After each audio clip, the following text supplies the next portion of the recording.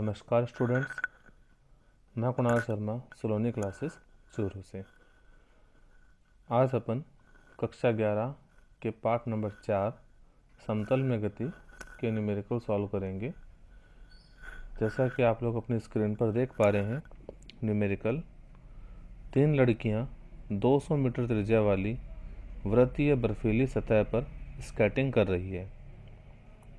वे सतह के किनारे के बिंदु P से स्केटिंग शुरू करती है तथा P के व्यासीय विपरीत बिंदु Q पर विभिन्न पथों से होकर पहुंचती है।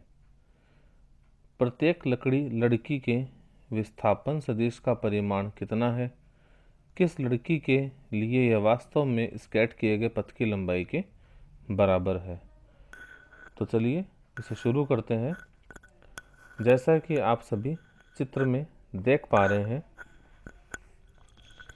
अपने को एक वृत्ताकार पथ दिया गया है। इस वृत्ताकार पथ में अपने को कुछ स्थितियां बताई गई है।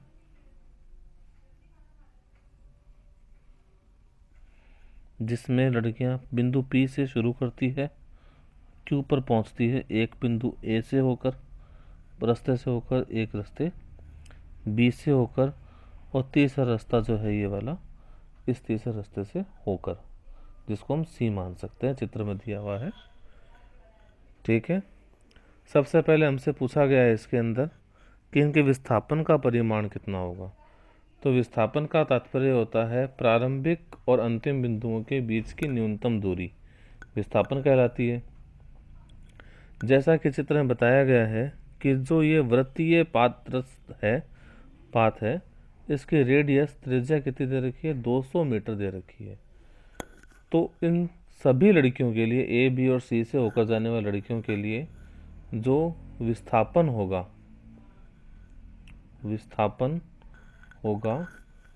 वो व्यास के बराबर होगा। और व्यास कितना होगा? 2 गुणा 200 मीटर। तो इससे आपका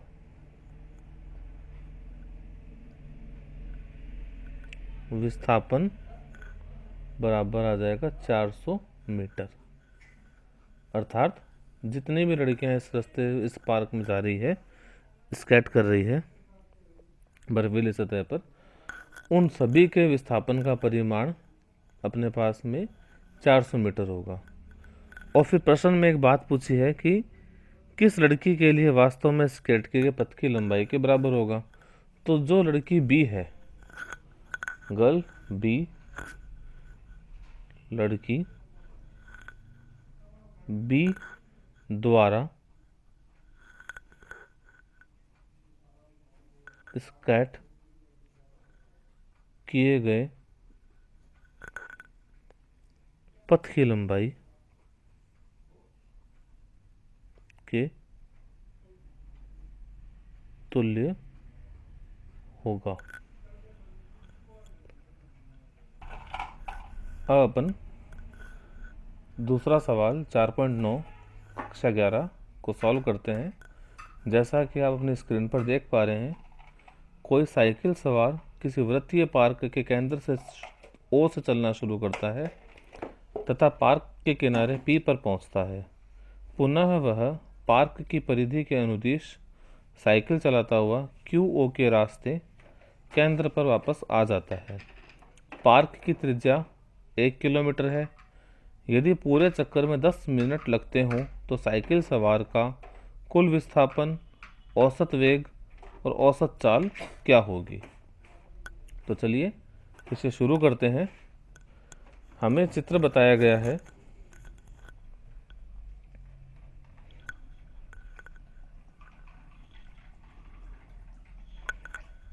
एक पार्क का बताया गया है जिसका केंद्र अपने पास में O है, P, Q और O की स्थिति अपने को दी गई है।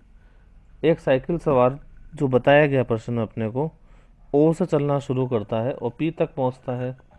इसके पश्चात P से वो Q पर आता है और Q से वापस से वो O पर आ जाता है। ठीक है। तो पहली चीज़ हमसे पूछी कि इसका कुल विस्थापन कितना होगा। कुल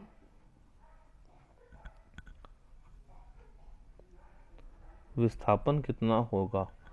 तो कुल विस्थापन के लिए ये साइकिल सवार कहाँ से चलना शुरू हुआ था, ओ से, और वापस कहाँ लौट के आ गया, ओ पर। इसका मतलब कि जिस बिंदु से चलना शुरू किया पुनः उसी बिंदु पर लौट आया। तो अंतिम स्थिति माइनस प्रारंभिक स्थिति करेंगे तो इसका तो कुल विस्थापन है वो अपने को प्राप्त होगा 0, 0 प्राप्त हो जाएगा, यानी कोई विस्थापन इसमें नहीं हुआ। इसके पश्चात इसने पूछा गया प्रश्न में औसत वेग। औसत वेग जो कि बराबर होता है कुल विस्थापन बटा समय के।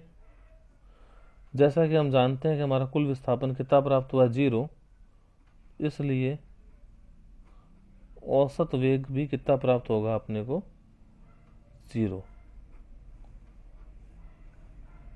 ठीक है स्टूडेंट्स। तीसरा चीज हमसे पूछी गई है औसत चाल। औसत चाल, औसत चाल जो होती है वो बराबर होती है कुल दूरी बटा कुल समय के। कुल दूरी बटा इसका समय, कुल समय के बराबर होती है। हम इसको सॉल्व करें, कुल दूरी कितनी चला, कुल दूरी, तो वो ओ से पी पे गया, पी से क्यू पे गया और क्यू से वापस ओ पे आया। तो O P plus P Q plus Q O. हमारे को पार्क की त्रिज्या जो दे रखी है, इस वर्ताकार पार्क जो है उसकी जो रेडियस दे रखी है अपन लोगों को, वो दे रखी है त्रिज्या ओ पी बराबर ओ क्यू बराबर 1 किलोमीटर। और जो पी क्यू है, पी क्यू बराबर अपने पास में इस पूरे वृत्ताकार पथ का 1/4 हिस्सा मान ले रहे हैं हम। ठीक है, तो इसकी सर्कमफ्रेंस कितनी है, 2πr/4, that is 2π1/4, that is π/2। ठीक है, तो अपने पास में कुल दूरी कितनी हो जाएगी, कुल दूरी बराबर 1 प्लस π/2 प्लस 1। इसको सॉल्व करेंगे तो 2 प्लस 3.14/2 इसका मान आ जाएगा। अब इसको अपन यदि सॉल्व करें, 3.14 जो अपने पास प्राप्त हो रहा है, इसमें सबसे पहले अपने भाग लगा देते हैं 2 का और उसके बाद इसको 2 में जोड़ देंगे। तो अपने पास में इसका आंसर आएगा 3.14 में जब आप 2 का भाग लगाते हैं तो आपके पास इसका उत्तर आता है 1.57। तो 2 प्लस 1.57, तो आपके पास में कुल दूरी जो प्राप्त होगी, कुल दूरी होगी 3.57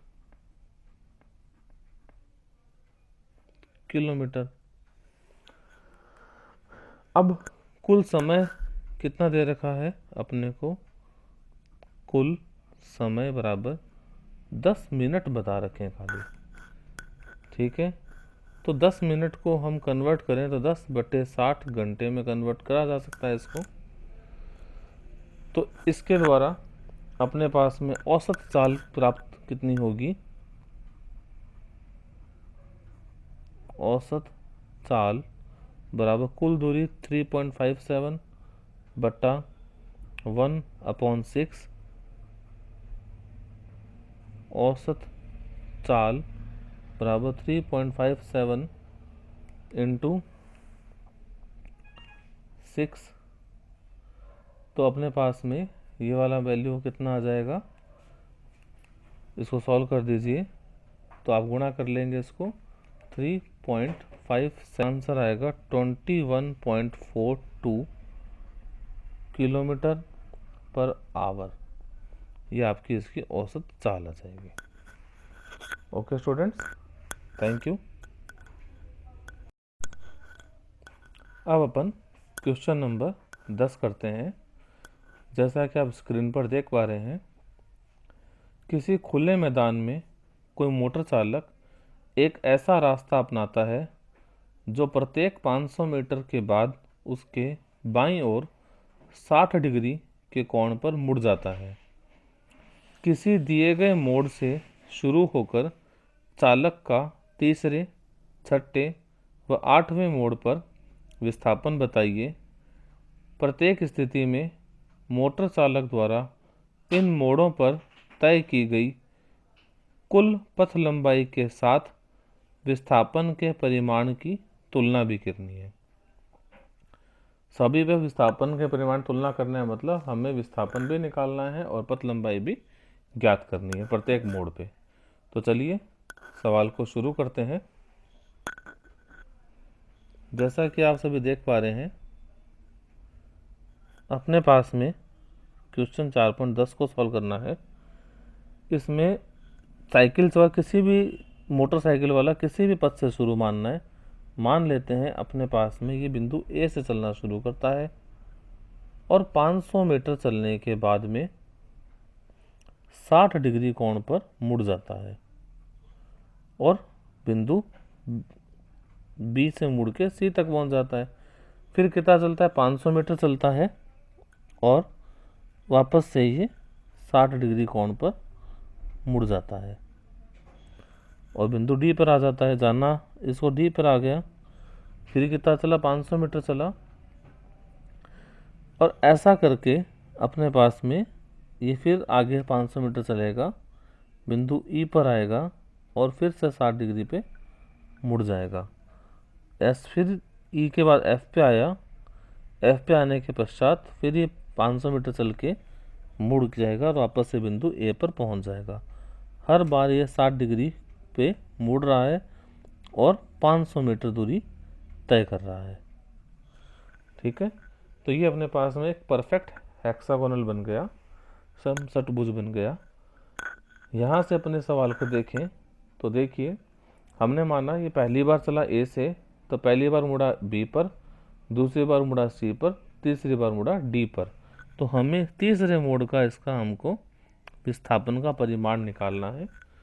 तो तीसरे मोड़ पर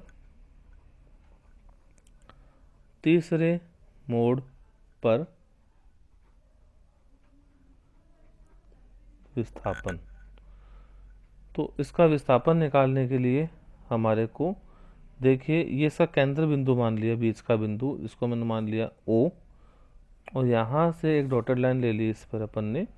तो देखिए ये जो विस्थापन होगा ये बराबर होगा AO प्लस OD के। अब ना अपने पास A और OD फाइंड आउट करना है। तो देखिए एक नियम है कि समषटभुज जो होता है उसमें केंद्र से शीर्ष की दूरी भुजा की लंबाई के बराबर होती है। यानी कि केंद्र से ये जो शीर्ष है, जितनी लंबाई ये वाली है 500 मीटर, उतनी ये वाली है। यानी ये भी 500 है, ये भी 500 है। ठीक है, तो इसको यदि अपन इसे ट्रायंगल बनाए तो एक समबाहु त्रिभुज का निर्माण होता है समषटभुज में। तो इसके कारण अपने पास में इसका आंसर आएगा 500 plus 500 is equal to 1000 metre. तो अपने पास तीसरे मोड़ पे इसका जो विस्थापन होगा मूल बिंदु से वो है 1000 मीटर का। अब बात आती है तीसरे मोड़ पर पथ लंबाई, ये बराबर होगी AB plus BC plus CD, that is 500 plus 500 plus 500 and 1500 metre. ठीक है, इसके बाद में अपने पास में प्रश्न ने पूछा था तीसरे मोड़ के बाद में प्रश्न ने पूछा गया छठा और आठवां मोड़।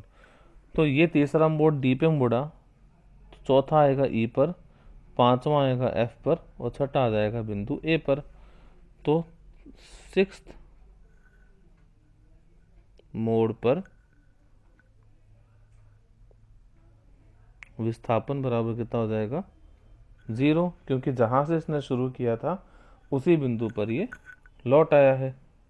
तो इसका सिक्स्थ मोड़ पर विस्थापन कितना मिल जाएगा अपने को? 0। ओके, मीटर का विस्थापन है इसमें। अब सिक्स्थ मोड़ तक इसकी पथ लंबाई कितनी होगी? तो सिक्स्थ मोड़ पर पथ लंबाई ये कितनी आ जाएगी, तो हम इसको लिख सकते हैं A B plus B C plus C D plus D E plus E F plus F A. तो इनको टोटल करेंगे तो हमारे पास आंसर आएगा, 6 बार जोड़ रहे हैं तो अपने पास आंसर आ जाएगा 3000 मीटर। ठीक है, अब बात करते हैं 8th मोड पर। 8th मोड पर विस्थापन।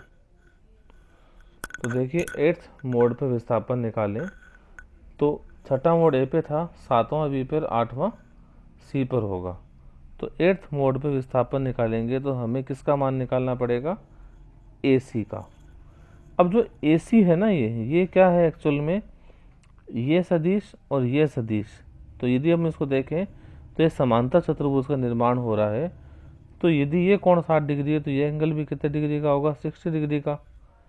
और ये 60 डिग्री का होगा तो ए सी इसका विकर्ण हो गया समांतर चतुर्भुज का।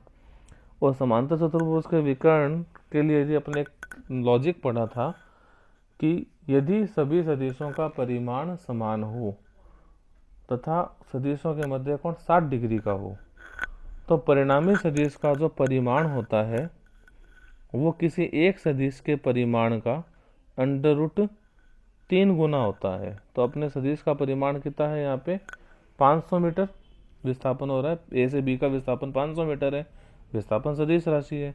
यहाँ पे ये वाला विस्थापन 500, ये भी 500, तो इसका विस्थापन का परिमाण हो गया 500 और इसका परिमाण √3 के बराबर होता है, तो √3 लिख दिया। इससे अपने पास ए सी का वैल्यू आएगा 500 गुणा 1.732 और इसका मान आ जाएगा 866 मीटर। ये बात अपने पास में आंसर आ जाएगा इसका 866 मीटर। इसको आप इस तरीके से भी कर सकते थे और इसका एक तरीका और होता है सॉल्व करने का, जिसको अपन ने डेरिवेशन सॉल्व करते समय पढ़ा है कि यदि परिणामी सदिश का परिमाण निकालना हो तो हम लोग इसको सॉल्व करते हैं। इसको मैं ऐसा अलग से लिख के समझा देता हूँ आपको। r बराबर P square plus Q square plus 2pq cos theta का अंडर रूट। आप p व q जो है वो आपको दे रखे हैं 500 मीटर एंड थीटा दे रखा है 60 डिग्री। इससे भी सॉल्व कीजिए, आपका आंसर आ जाएगा। ओके, वरना डायरेक्ट याद रखिए, ट्रिक है, दिक्कत भी नहीं होती, याद भी रह जाता है। और इसी पे पथ लंबाई कितनी होगी, 8th मोड पे इसकी पथ लंबाई कितनी होगी, तो इसकी पथ लंबाई निकालेंगे। मैं यहाँ साइड में लिख देता हूँ, पथ लंबाई कहाँ पे, 8th मोड पे। तो 3000 तो पूरे राउंड हो गए थे, क्यों कि वो ए से बी पे गया, बी से सी पे, सी से डी पे, डी से ई पे, ई से एफ पे, एफ से ए पे। तो एक तो पूरा जो इसका अपने पास में समचतुर्भुज है, इसके हर पाथ पे चला है हेक्सागोनल पे। अब यहाँ से वो आगे गया A B plus B C, यानी कि अतिरिक्त कितना चला गया वो 8th मोड तक जाने के लिए 500 प्लस 500। तो इसकी पथ लंबाई जो है 8th मोड के लिए कितनी होगी, 3000 plus 1000 that is 4000 metre 8th mode की पथ लंबाई। ओके, ये आपका न्यूमेरिकल है। Thank you.